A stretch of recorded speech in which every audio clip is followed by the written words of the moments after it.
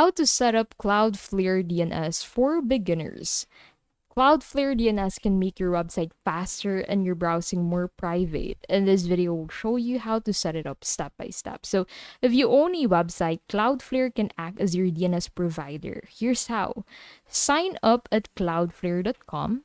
So you can go ahead and click on the start for free button, and that will take you into the sign up page. On the sign up page, you'd be able to view all of the available ways for you to sign up for an account on Cloudflare.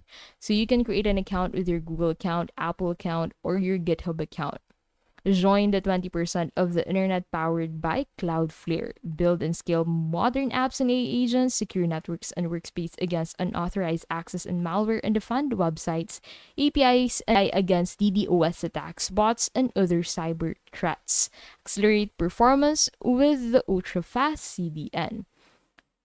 So add your domain name, and Cloudflare will scan and import your existing DNS records. Review the records, make sure a CNAME, MX, and TXT entries are correct.